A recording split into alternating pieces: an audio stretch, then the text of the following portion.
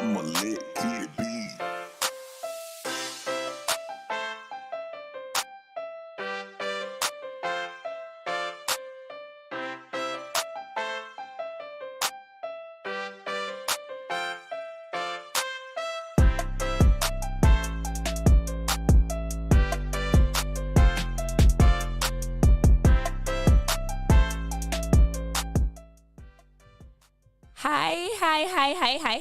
Hi, hello. It's 26 minutes gone past 5 p.m. West African time and the 26th day in the month of April 2022. Like, I'm just calling the 26th day and the 26th minute of the 17th hour of the day. How accurate could that be? My name is Jennifer Chibril and you're welcome to another episode on Travel with me. And today I'm going to my village. I'm excited, right? Having to talk about my whole see. Anyway, you can join us on our website at www.LagoonRadio.Ng. You can also connect with us via our social media platforms. On Facebook, it's Lagoon Radio Nigeria. On Instagram and on Twitter, it's at Lagoonradio.Ng. We are live on Facebook via same platform, Lagoon Radio Nigeria. And we are live as well on YouTube at www.youtube.com/LagoonTV. You would actually place a face to the voice you're listening to. Today, we are going to Edo State, Benin Kingdom precisely. But before we do that, before we start our journey, let's go on a music break. And when we're back, we'll start the journey. Stay connected. Don't go anywhere.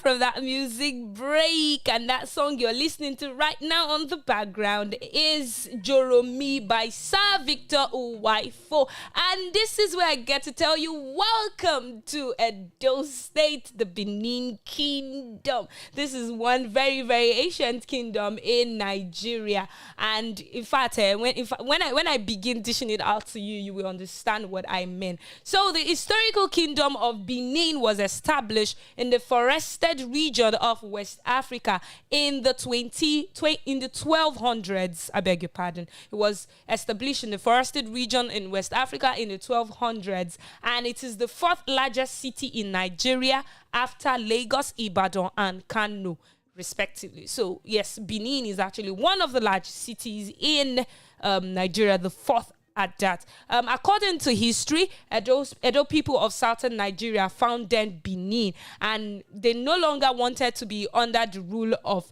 anybody.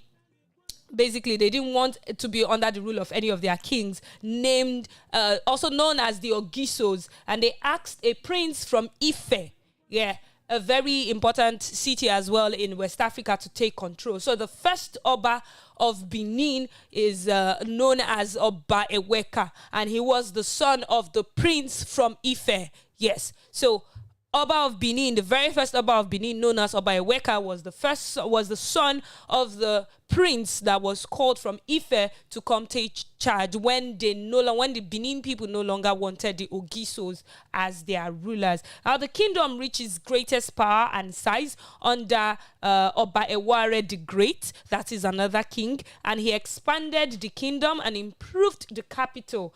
That is the present-day Benin City. So it was known as the Benin Kingdom, and it improved made it what it is right now, what we know as Benin City now. Now, the city was defined by its very massive walls. That is how you got to know Benin City. If you look, you will see that they had affiliations with the Portuguese in a very, very long time ago. Many years ago, they had affiliations with the Portuguese. They were involved in lots of trades. And then there was something that happened that caused the fall of the Benin Kingdom, and that's something we'll look at much more later. But today we're just focusing on what Benin is all about. Now, the height of power of Benin monarchs began during this period of Oba Eware, and to honor the powerful Obas, the people of Benin usually participated in many rituals that express their devotion and their loyalty to the Obas.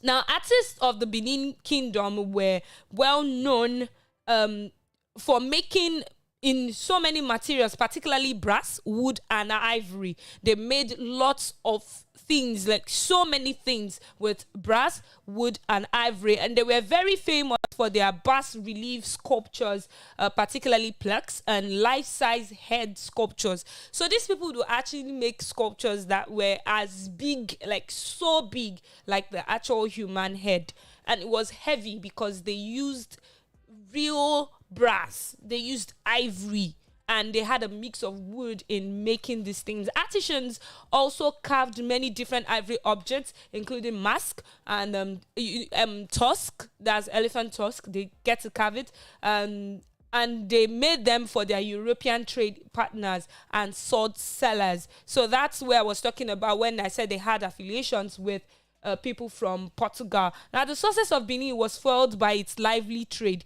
Tradesmen and artisans from Benin developed relationships with the Portuguese, like I mentioned earlier, who sought after the kingdom's artwork, their gold, their ivory, and pepper. Yes. And the early modern era, Benin was also heavily involved in the West African slave trade. So apart from the fact that they did a lot of ivory and sculpting jobs, they also were huge dealers in slaves. They sold men, they sold women, they sold children from rival people, and they sell them into slavery into the European countries and to the Americans as well to buy. And this increased their power. And in the 1800s, they began to lose power as royal family members started fighting each other for the throne. The civil war broke out, dealing a significant blow to both the Benin administration and its economy. So because, cases of greed and theft, they started fighting each other, trying to take power, and then that was how the Benin Kingdom started falling, started losing its strength, and then they suffered the British invasion in 1897, and Benin City was burned by the British. That was the fall of the Benin Kingdom, and then made the kingdom part of the British Nigeria, which Nigeria later gained independence in 1960. So that was how the Benin Kingdom became part of Nigeria and, became the whole Benin City that we know today. They used to be very, very, very powerful. So we have other things to look at about Benin City, but Benin Kingdom, we're talking about their history, we're talking about their festivals, their dressings, and their food. Before we do that, we'll go on another music break. I hope you danced to this one, and we'll be back and continue with the rest of the show.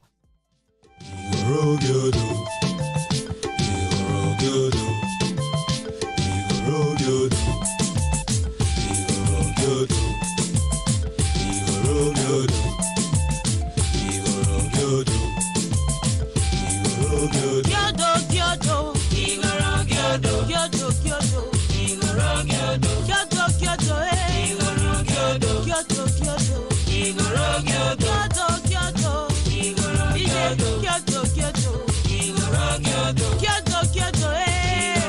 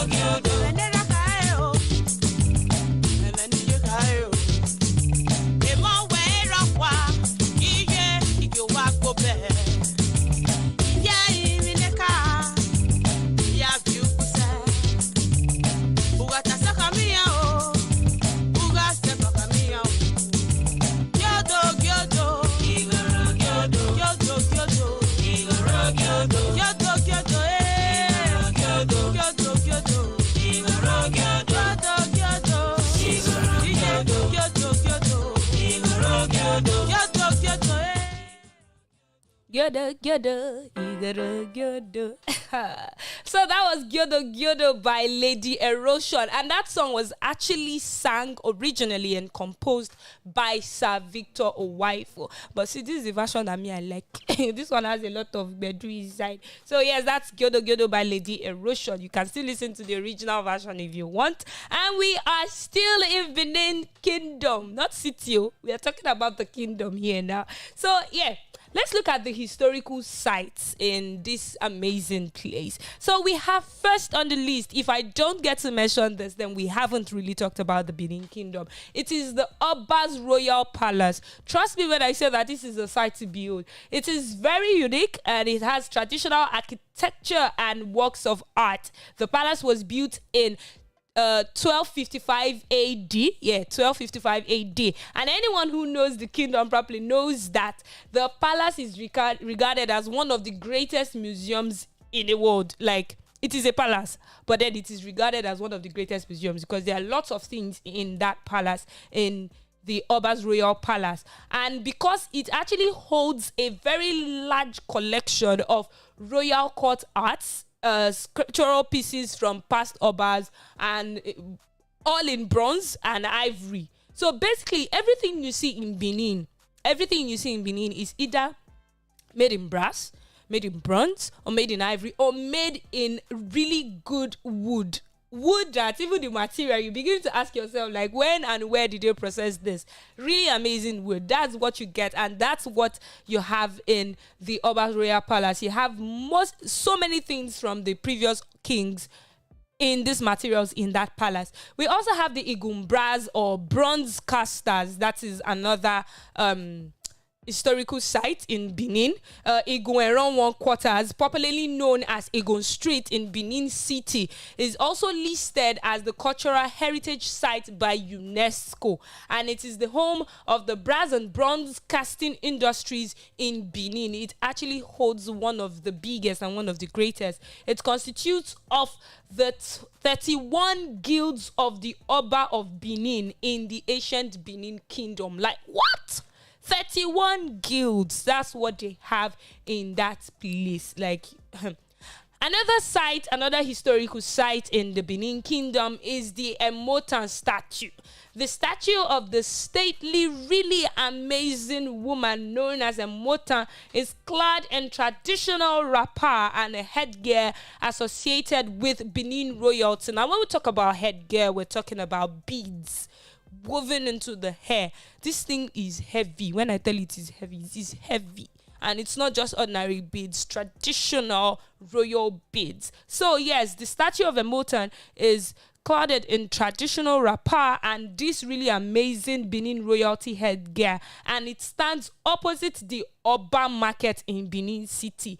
Now, the statue was erected in honor of Emotan, a patriotic woman who traded in foodstuff at a very spot where you have the statue. The very spot where you have the statue was where she traded in foodstuff. And that happened in the 15th century. At that period, when all this was happening, Oba Uwafiokun, that was in 1430 AD to 1440 AD, usurped the throne of the Benin Kingdom in the palace of his elder brother, that is Prince Ogun, who was the heir apparent. So he basically stole the throne, and then there was a problem, and Prince Ogun had to flee Benin Kingdom. He was on exile, and sometimes, this is a little story, sometimes Prince Ogun would sneak into Benin Kingdom to see what was going on. He still had people loyal to him, and then Emotan used to give him food, and she used to sell food stuff at that time in that place. And the kingdom was divided because lots of people wanted Prince Ogun, and lots of people, out of fear, had to support Oba Uwafiokun. So that is another story from Benin Kingdom, and that is the Emotan status story as well. And we also have the Benin City National Museum. It is the home to a very large number of Nigeria's terracotta bronze. Yes, when we talk about Benin, we always mention bronze. So yes, the Benin National Museum is home to a large number of Nigeria's terracotta bronze and cast iron artifacts. In the 1940s, What was then the museum was privately located in the Oba Palace. That was before it was relocated in the 1970s and became a public center. So yes, it used to be a place of restriction in the Oba Palace. The museum holds 3 amazing galleries, and is one of the largest museums in terms of indigenous artifacts in Nigeria, making it the most visit for history and cultural lovers. So if you know you love history, you know you love culture, it is one of the most visited places and one of the most visited places by these people. We also have the famous Somorika Hills. Somorika is a town in Akoko, Edo, that is located just 5 kilometers northeast of Igara. The natural rocky ascents here go as high as 1,700 feet, and that is about 518 meters, interspersed by an unequal height filling the borders of the town. Somorika boasts 7 hills, each with its own unique features and names. So there are 7 hills in Somorika, and they all have different features and different names. Now we see here that the Ogundundu even me wake up from the place he choke. Okay, we see here that the Ogundugundu is the highest and the largest of all the hills in Somorika. Yeah, Ogundugundu. It is the highest and the longest of all the hills. While one of the geographical wonders is the Oriakpe Hill. That is another hill in Somorika. So this one is, Oriakpe is noted for its geographical wonders. The rock wears a little cap shaped like a fingernail. That is what the hill looks like, and that's what they talk about when you say geographical wonder in Edo State. Now, Somorika is known across Nigeria and beyond for its spiritual and physical healing powers from what so many people must have attributed it to. And people come from all over the world to go there, and they just go there and to pray. Basically, you hear people saying they're going to Somorika Hill. They're going there to pray, and they feel it has a lot of healing powers, a lot of spiritual powers on the hill. So that's on Somorika. That's an amazing place, really, in when you're talking about historical sites in Benin. And we also have the Benin Moat.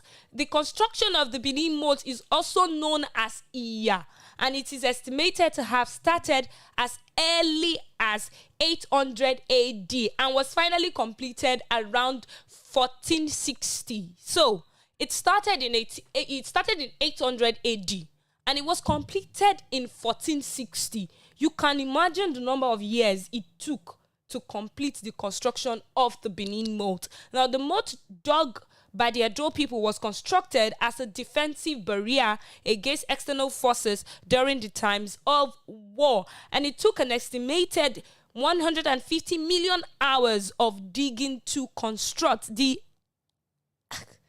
whole moat, like 150 million hours. That was how long it took to dig to construct the moat. And it encircles the city, covering 6,500 square kilometers, approximately 2,510 square miles. And the moat is 4 times longer. This is not an exaggeration. It is a proven fact. It is 4 times longer than the Great Wall of China, and is said to be the largest single archaeological phenomenon in the world. Like, Nigeria is rich. Like, Nigeria is rich.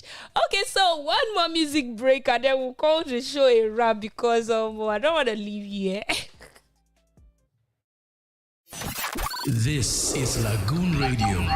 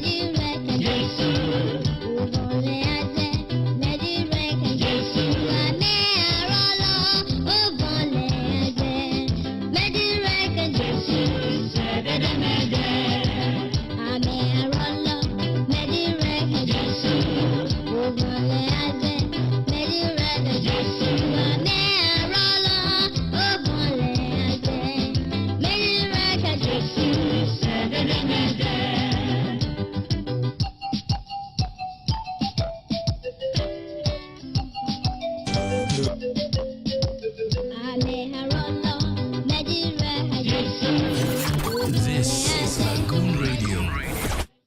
Amenegara over mekaze. Megi many Jesus. You're welcome back for that music break. That was actually Auntie Benita because she's an auntie. She's an auntie. Okay, so that was Osamudiame by Benita Okoje. Legendary Benita Okoje, and you're still listening to Travel with me on Lagoon Radio, broadcasting live from the Archbishop Palace in Marina, Lagos. So yes, we're talking about the festivals in Benin City. Benin City has a popular festival that is called Igwe Festival. The festival is an annual event held in Benin to usher in the new year. The festival is an integral part of the culture of the people of Benin City, and they actually believe that the festival is to renew was to renew Obaeware's magical powers, and it's a celebration that is taking place that takes place before Christmas and New Year celebration. The festival includes the Oba's blessings of the land and the people. Aside the cultural festival, the city also plays host to the Benin City Film Festival that goes on most times, and the festival creates room for the promotion of works produced by local film community. It also promotes contents of national and international emerging filmmakers to showcase their works in an environment where they have access to experienced industry professionals. So just like the Igbos, the Benins have their market days, and they have Benin people have 4 market days here, just like Igbos. Igbos have Oke, Orie, Unfo, and Unkwo. Yes, I think I got that right. Now, the Benin market days are Ekioba, Ekenaka, Agbado, and Eken. Yes, those are the 4 market days in Benin: Ekioba, Ekenaka, Agbado, and Eken. Those are the 4 market days in Benin. Now, Benin people have their own food as well. First on the list is the black soup. In fact, you see that black soup? Many people know black soup. Who doesn't know black soup? Who doesn't know black soup? Oh, everybody knows that. I know people like black soup. It's not our fault. And why it is called black soup is because it is a combination of leaves that were actually blended.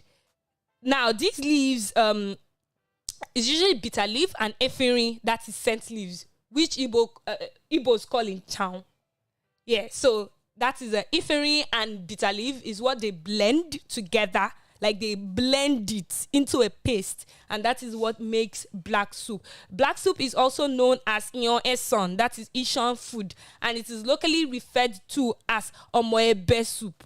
That is another name for calling black soup in Edo State, Omoebe. And this really amazing soup, like you can be eaten with pounded yam, semo, eba, name it, starch. Benin people don't joke with starch. And yes, fufu, they call fufu in Benin Santana. Don't say I did not tell you. Don't go there. Yes, Santana. Now you go and you think it's another thing. It's fufu that they are calling Santana. And it's not regular fufu. That is strong. So another thing that they have that they eat in Benin City a lot is the owo soup. Yes, owo soup. I particularly like owo because of the go-slow that is inside. The Benin owo soup is named after a large town about 70 miles north of Benin. Owo soup is one of the oldest dishes that is prepared and eaten by Edo people. So it is actually believed that the soup originated from Benin. There are variations that it's listed as indigenous meals of people surrounding other southern states, but then the Benin people eat it more. Unlike most Nigerian soup, which is usually cooked with vegetables like spinach, grains, pumpkin leaves, owo is usually thick and bare. There is no form of vegetable in owo soup. It only requires potash. That is ikam. Yeah. That thing that they used to put inside ewedu, exactly. So it's what an okra too, yeah. Ewedu and okra, they actually put it in ewedu and okra. It's what they put in owo soup to make it thick. That's what thickens the soup, and that is all in the soup. So you can prepare it with snail.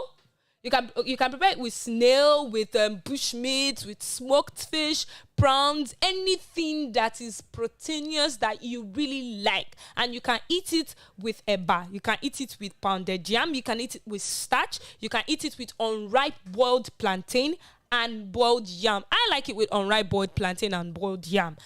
Really, like, I really love it. And it is very nutritious. It's healthy. Yeah, it's healthy, and it's something that I say you should actually try. And we have one more soup that I like. I like this one when the soup is not, I don't like eating it when they make it. It's not the day they make it. I like it when it has soaked. That is omisagwe. That is groundnut soup. It is also prepared just like egusi. It's blended, and it's one really amazing soup from the Edo people and Ghanaians too. Some tribe in Ghana, they like eating it. So they blend the groundnut and make it into soup. Some people add tomato paste and onions and cook it with chicken, with beef, just the same way you cook your egusi soup. That's how they cook groundnut soup, and you can eat it with anything. And seriously, this is common amongst not just the Benin people, but the Esako people of Edo State. That's where I come from, and I'm proud. So yeah, you can eat it with pounded yam and starch and eba and fufu, santana, anything, name it. And I like it when it's soaked. So this is where I get to call it a wrap, and it's always somehow like I just don't want to always end the show. But trust me, we're going to another location. Get ready, pack your bags, enjoy omisagwe, enjoy owo soup, enjoy black soup, enjoy anything you want to enjoy. Enjoy the music from Benin, enjoy their dresses. Enjoy everything, because next week we're going to another amazing location. From me, it is bye-bye. Keep listening to Lagoon Radio. This is Lagoon Radio.